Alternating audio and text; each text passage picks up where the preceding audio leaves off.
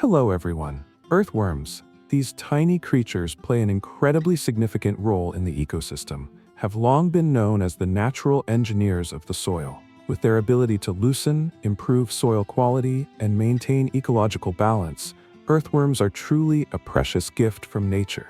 In the previous two videos, I shared with you the great benefits of earthworm farming and how the Chinese have built massive earthworm farms, using modern techniques and mechanization to boost economic efficiency, helping farmers manage large farms with minimal effort.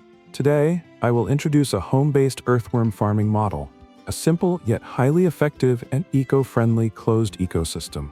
The special thing is that you can use organic waste from your own household to feed the worms, which not only helps protect the environment but also creates a natural source of fertilizer. Worm castings will become an excellent source of nutrients for growing vegetables and fruit trees, providing clean and safe food for your family.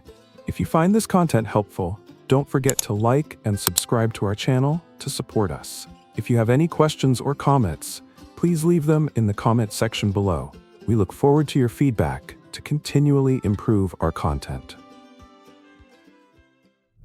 Home-based earthworm farming is quite simple. You can make use of empty spaces in your house, such as storage rooms, balconies, rooftops, or gardens. However, ensure that the farming area is well ventilated and avoids direct sunlight, and also protect it from rain to prevent waterlogging, which can harm the worms.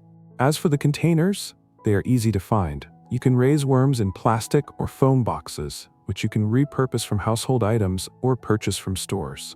However, these boxes need to have drainage holes at the bottom to avoid waterlogging, and you should also create ventilation holes on the sides to keep the worms well aerated. You can easily purchase the necessary tools for this at stores at an affordable cost. If you are handy and creative, you can make these items from available household materials without incurring any additional expenses, which would be fantastic.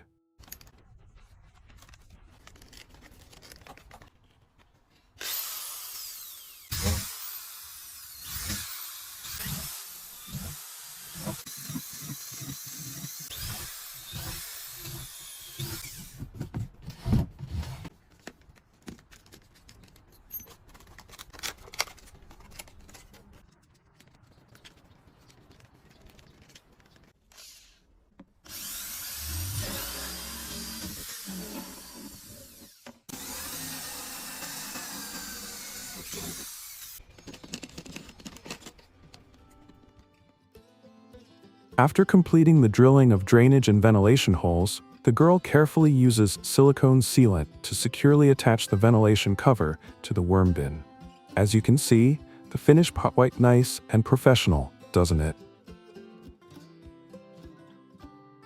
You can also use foam boxes in a similar way, but if you plan to raise worms long-term, investing in plastic bins is a more optimal and sustainable solution. After setting up the worm bin, you'll need soil and food for the worms. For the soil, choose clean, loose soil that's free from chemicals to ensure the worms stay healthy.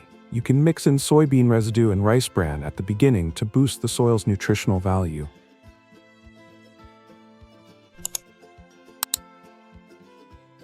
Feeding the worms is also very simple. You can use organic waste from your household, like vegetable scraps, fruit peels, used tea leaves, or spoiled fruits. It's best to chop them into small pieces to make it easier for the worms to break them down. Along with preparing the worm bin, soil, and food for the worms, you should also look for reputable sources to buy worm stock. This way, you can release the worms immediately once everything is ready. If mesh bags like the ones shown in this video are available where you live, you can buy them to prevent insects like flies from entering the worm bin, as the food will ferment over time and attract flies. Next, create an absorbent layer at the bottom of the bin. Here, I will use sugarcane bagasse, garlic peels, and a bit of shredded paper, spreading them evenly. Next, we will add the prepared soil into the bin. An important note is that the food for the worms needs to be washed and drained before placing it in the bin to ensure the worm's safety. After completing this, you can then put the food into the worm bin.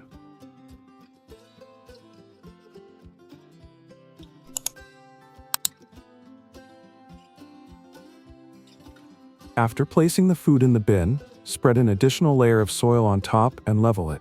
Then, release the worms into the bin. It's important to ensure that the soil and food fill about 2/3 of the bin's height. Avoid overfilling the bin, leaving some space at the top for proper ventilation and ease of adding more food later. Continue adding soil and food to the remaining bins according to the number of worms you plan to raise.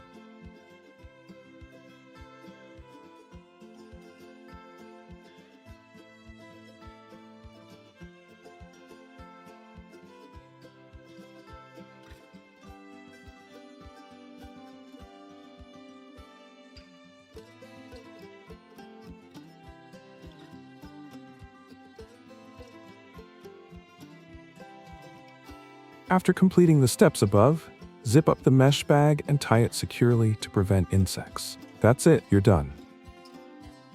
During the worm farming process, you should regularly check the moisture level of the soil.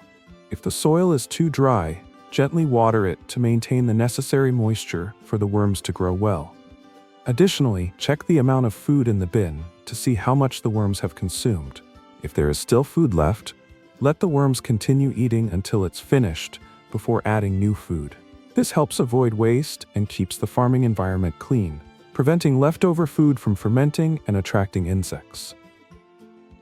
You should also regularly check the drainage bin at the bottom, as it collects compost water that seeps out due to excessive moisture or when you water the worms. Compost water is a nutrient-rich solution that is highly beneficial for plants. This water can be directly used as a natural fertilizer for fruit trees or vegetables in your garden. The experiences shared above are practical insights I have gathered over several years of raising worms at home.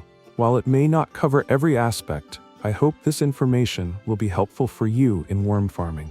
If you have any questions or concerns, feel free to leave them in the comments section of this video. I will do my best to answer and provide further support. I hope these tips will help you succeed in worm farming. Thank you for watching our video. If you found it helpful, please share it so more people can benefit. Wishing you success in building a worm farming model and effectively applying it to agriculture for a lush, eco-friendly garden. Don't forget to like and subscribe to our channel to stay updated with more useful videos.